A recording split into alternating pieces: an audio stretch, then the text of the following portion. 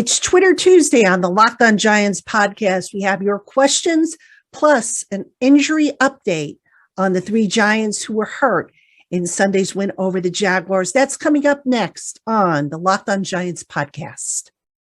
You are Locked On Giants, your daily New York Giants podcast. Part of the Locked On Podcast Network, your team every day.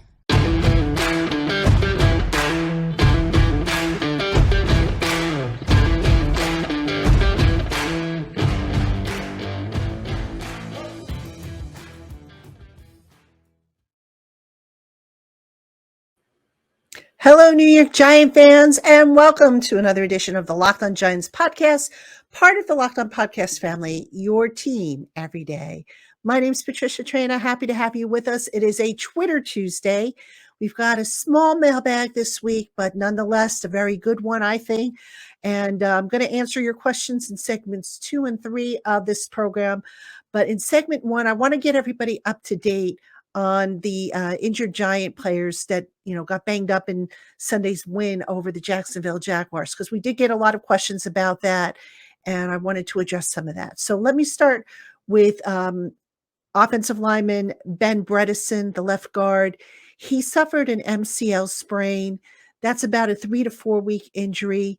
Going to be replaced by Joshua Ezeudu in the lineup. And the thing to watch with Ben Bredesen is he's also the backup center. So the Giants actually have to make a decision by Tuesday, 4:00 on Nick Gates, who is, his 21-day window to come off PUP is about to expire. So I have a gut feeling that Nick Gates is going to be activated off of PUP. Now, is he going to play right away? Probably not, unless he is absolutely needed. But I would be stunned if that's not how they lean with regards to Nick Gates. I mean, unless something happened physically to him that we're not aware of. And, just in talking with Nick, Nick's a pretty honest guy. So I think, he's always been kind of straight. So if there was a setback of any sort, which would jeopardize his chances of coming back, I probably would have found out about it, but I haven't heard anything to the contrary. I do think Nick Gates is going to be back as an emergency type of offensive lineman, because the Giants are getting thin on that offensive line now. So, Nick Gates, I look for him to come back. But Ben Bredesen, like I said, we're looking at about 3 to 4 weeks. Now, remember, the Giants have a bye week and week 9. So they play Seattle and then they've got a bye. So the timing is really good as far as, that bye week, because that does count as a week that these guys can, get the treatment and get healthy. So we'll see. Usually the MCL sprains, as long as they're not a grade 3, they last about 3 to 4 weeks before a guy can come back. So Ben Bredesen with the sprained MCL. Same situation with right tackle Evan Neal, who was replaced by Tyree Phillips on Sunday. Evan Neal has a grade 2 sprained MCL according to reports, and he's looking at 3 to 4 weeks as well. So kind of the same situation. Now, if God forbid Tyree Phillips, something happens to him, or something happens to Andrew Thomas, God forbid, knock on wood, my guess is Joshua Ezeudu, who can play tackle, would move out to the tackle spot. Not ideally what the coaches want, but I think they're going to have him ready nonetheless, just in case something should go astray with the injury bug. So that's the offensive line situation. Now, the injury that I'm concerned about is the eye injury suffered by Daniel Bellinger. It was reported by the NFL Network that Bellinger suffered a fractured eye socket and septum, which is the cartilage in one's nose. So basically a broken nose. So Bellinger is going to have surgery to repair all that. But here's the thing, folks. I'm old enough to remember when Brian Williams, once the Giants starting center years ago in training camp, got poked in the eye accidentally, and he was never the same. He developed double vision, and his career basically ended because of that poke in the eye. Daniel Bellinger, we don't know if the vision has been affected, but gosh, I'm praying for that kid because that would be kind of lousy if he did develop double vision or some kind of, visual impairment as a result of that accident. So, Brian Dable, not really of much help, didn't really want to say a whole lot about the injured guys, but Bellinger, he's going to be out a while. And I would not be surprised if his injury is season ending. I don't know that for a fact, but not only does the surgery have to take effect, the healing's got to take effect, but that vision's got to be, come back to what it was. And I don't know what his vision was, before the accident, if he had to wear glasses or contacts or anything like that.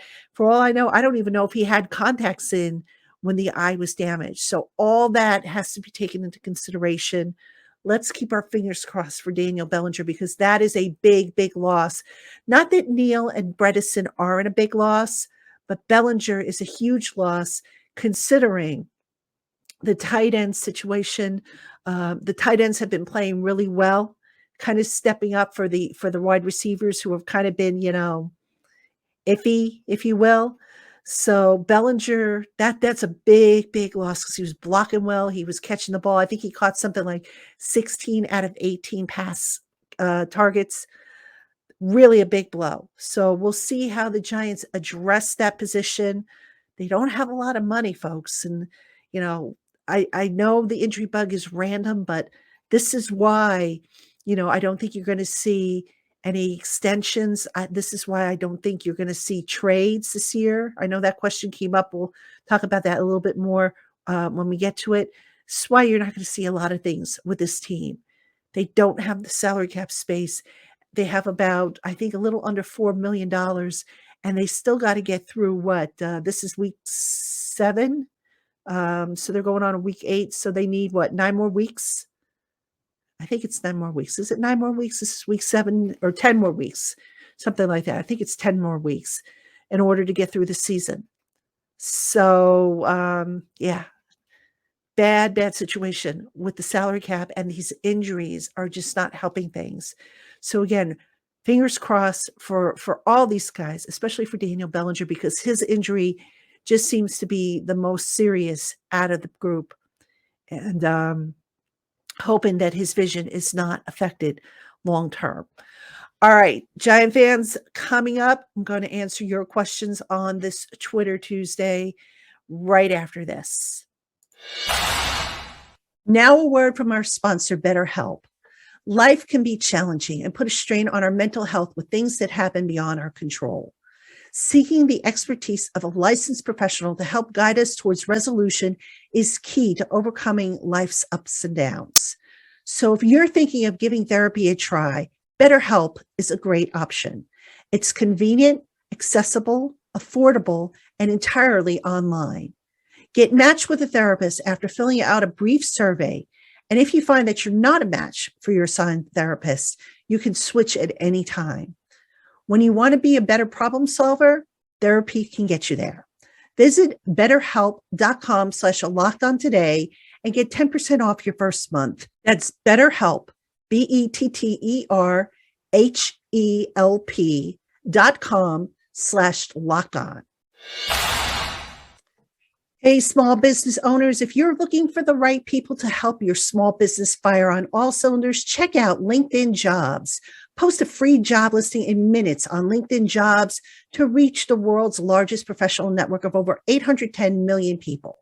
Then add your job and the purple #hiring frame to your LinkedIn profile to let everybody know that you're hiring.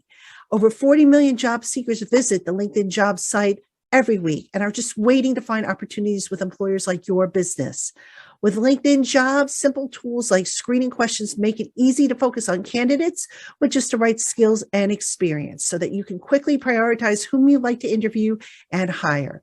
It's why small businesses rate LinkedIn Jobs #1 in delivering quality hires versus leading competitors. So go ahead, post your job for free today at linkedin.com/LockedOnNFL. That's linkedin.com/LockedOnNFL to post your job for free. Terms and conditions apply. Hey, Giant fans, thanks for making the Locked On Giants podcast your first listen every day. For your second listen today, be sure to check out Locked On Sports Today. From the games that matter the most to the biggest stories in sports, go beyond the scoreboard and behind the scenes with local experts and insights only Locked On can provide. Locked On Sports Today is available on this app, YouTube, and wherever you get your podcasts. All right, Giant fans, welcome back to the Locked On Giants podcast. I'm Patricia Traina. It is a Twitter Tuesday. We have a small mailbag, so about 9 questions. We'll do half of them in this segment, the other half in the second segment. Before I get to the first batch, though, I want to give you a heads up. On tomorrow's show, I have an exclusive one-on-one with Ross Tucker of Ross Tucker's Football Podcast.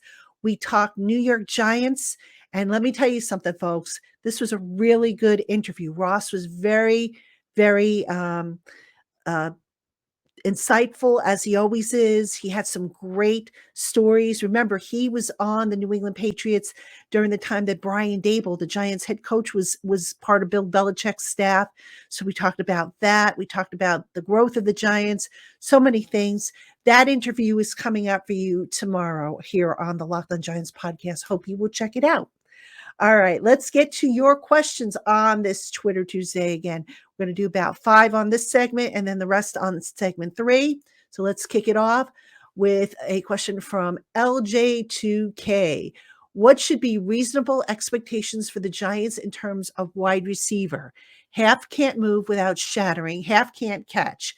Do you believe there is a way in which we can get a reliable pass catcher? LJ, if you are talking about getting a reliable pass catcher via the trade, I don't know. I for reasons I said in the last segment, the salary cap's really a problem.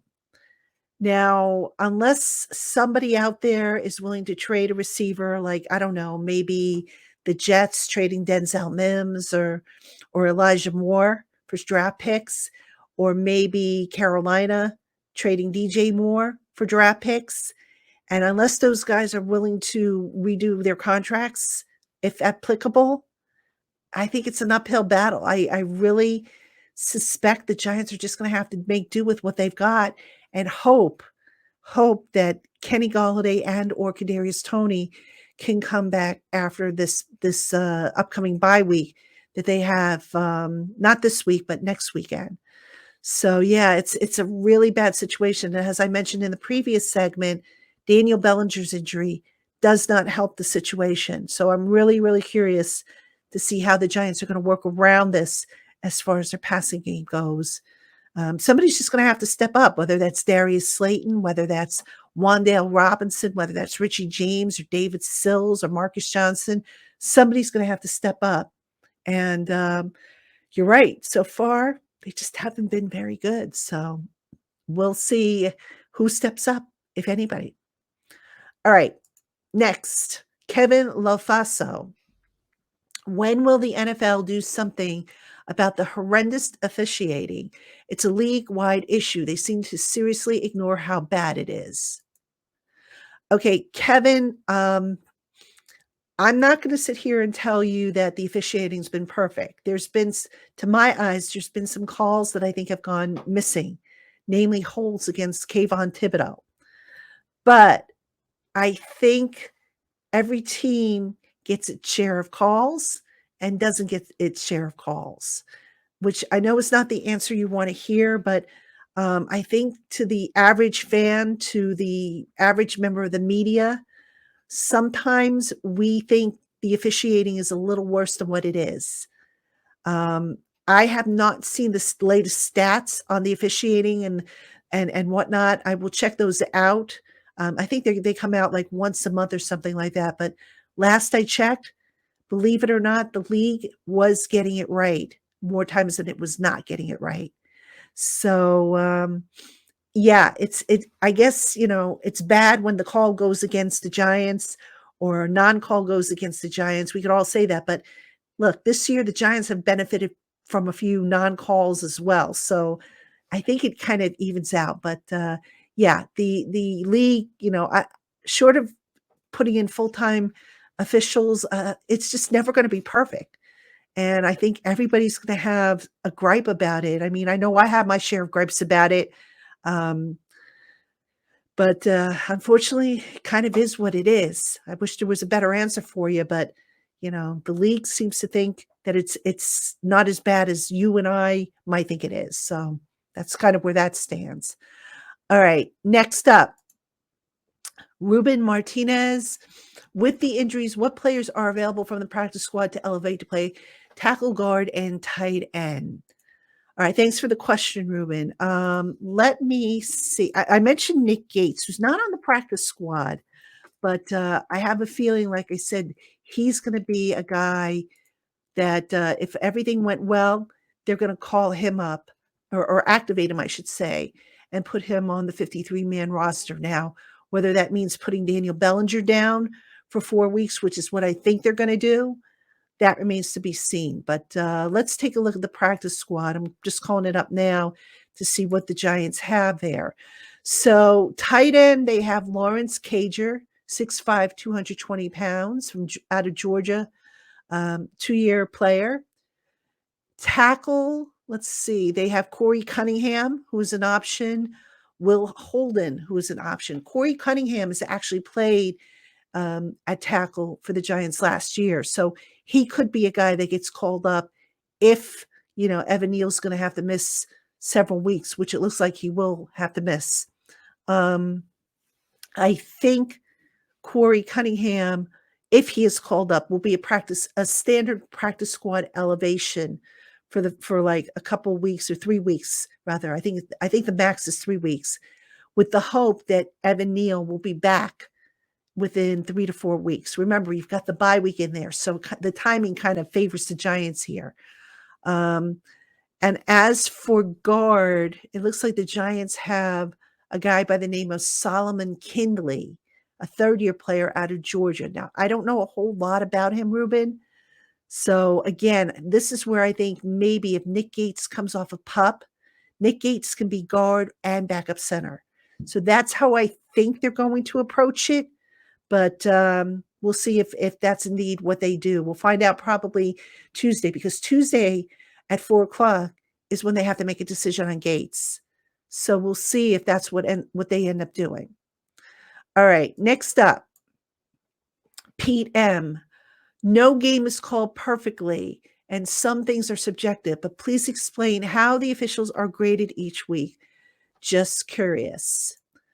Pete, I don't know the full details on how the officials are graded, but what I recall being told is that they get film of their performance, and a supervisor will point out what they missed, what each individual official missed and what they got right.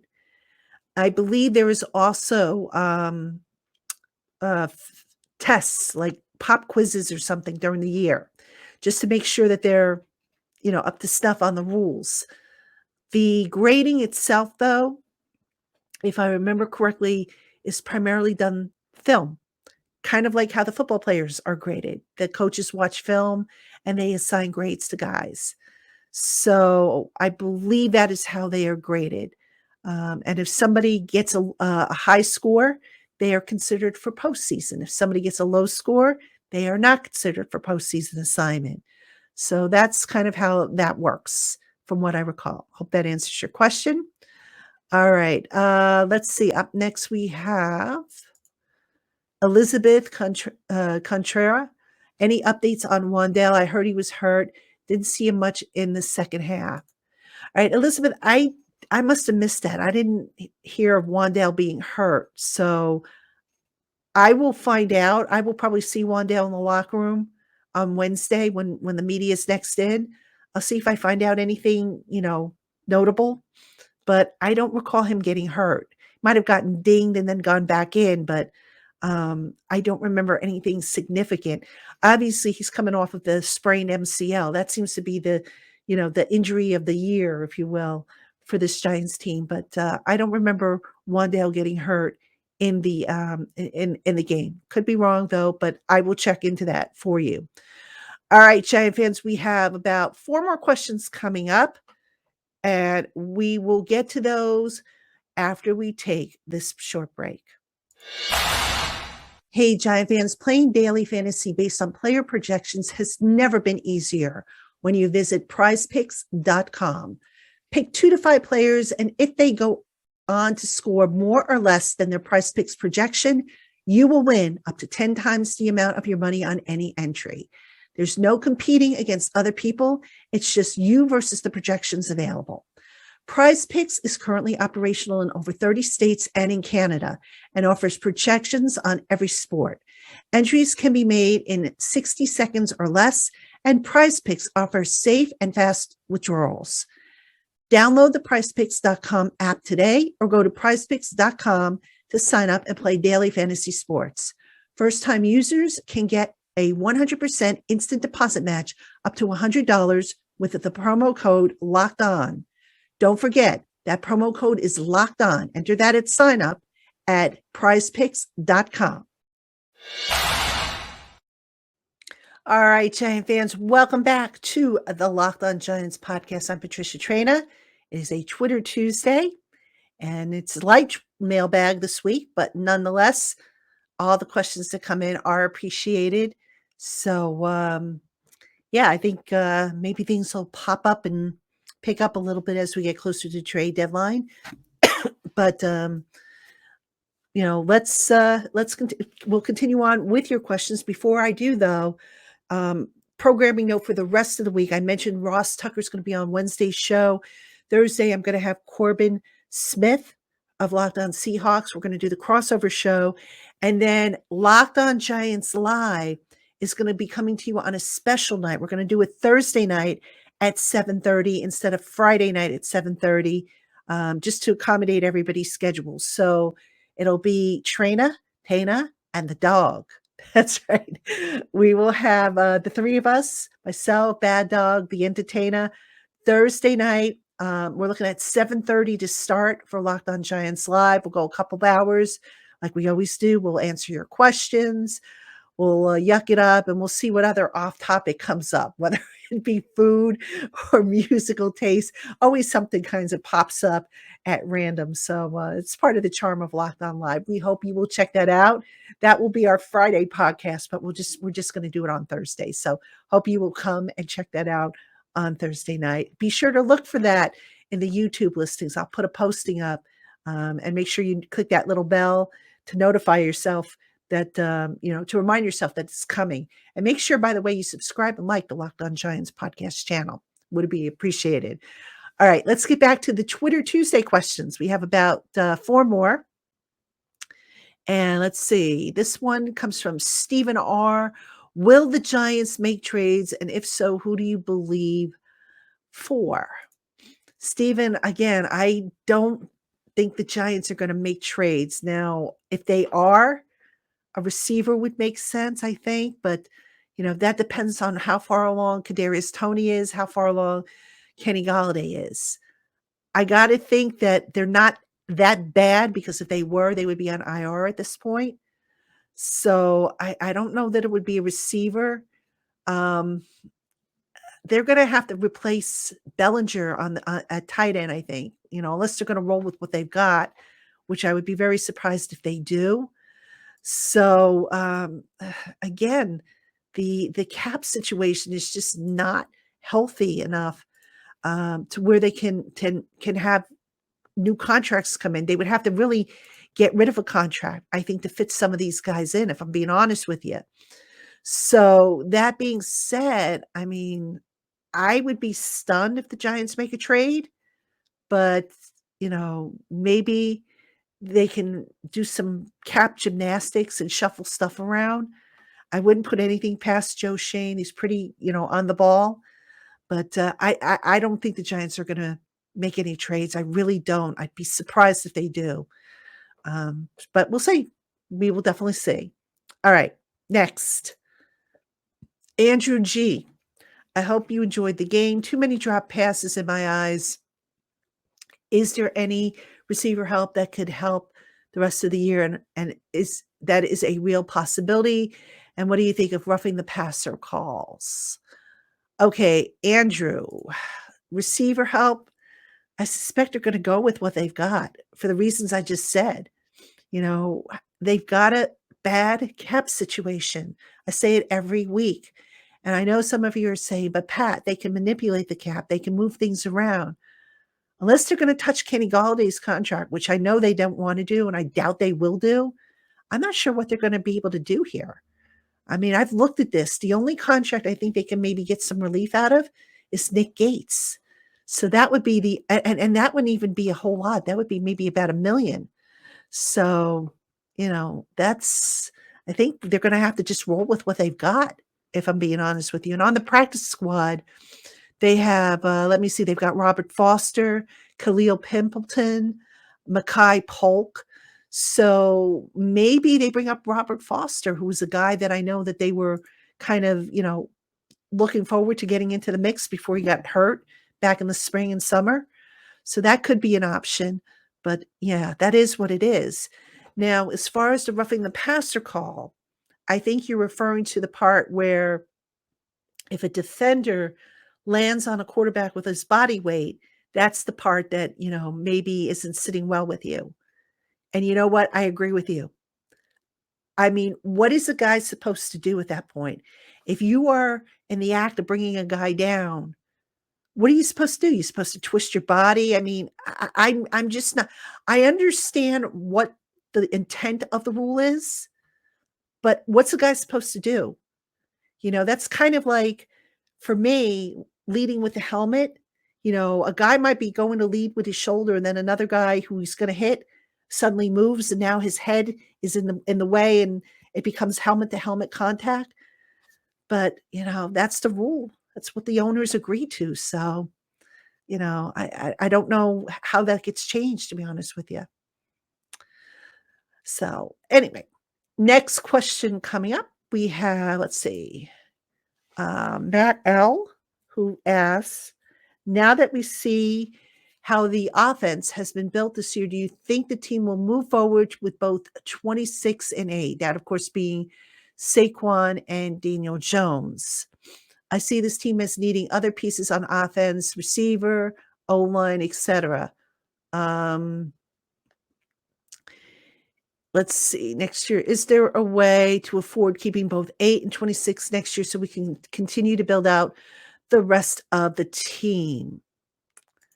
Matt, I think there is. I have to sit down and work on it, but I do think there's a way to do it. That is one of my bye-week projects. I have a couple of scenarios, one of which includes the franchise tag for Saquon. But, listen, when you build the salary cap, you also have to take into consideration future moves. So like I have said before, Andrew Thomas is going to be up for renewal. Xavier McKinney is going to be up for renewal.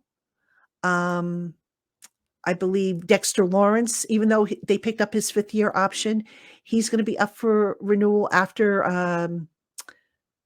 actually, he could be renewed after this year, even though they picked up his option.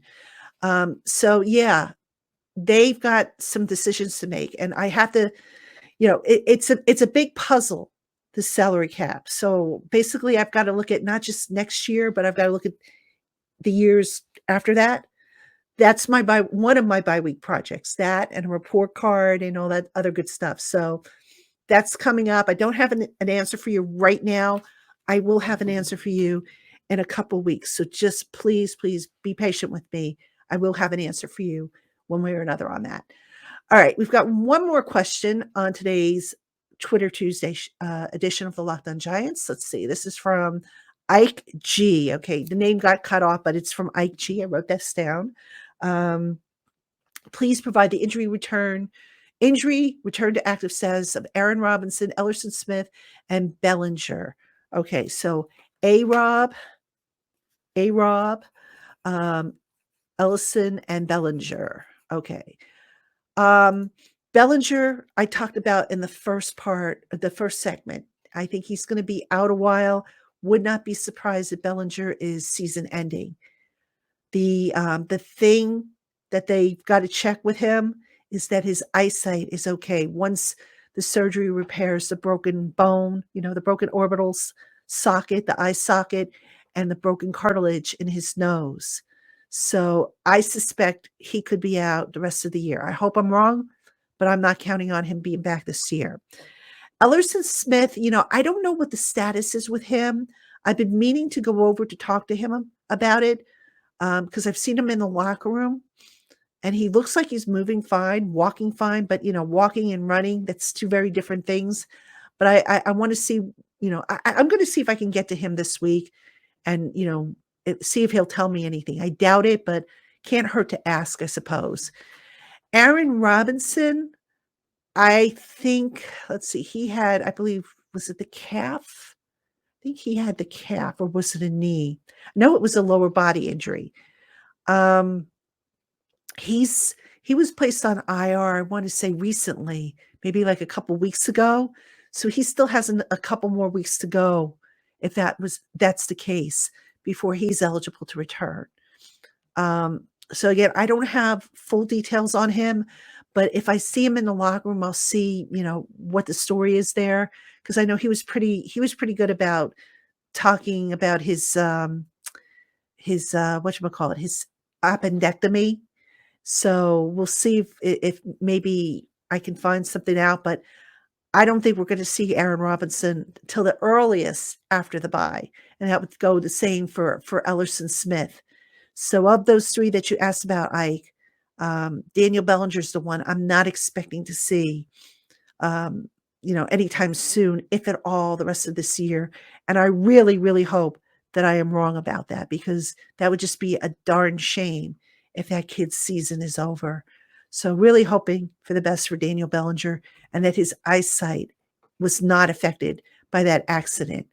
So that's my response to that question.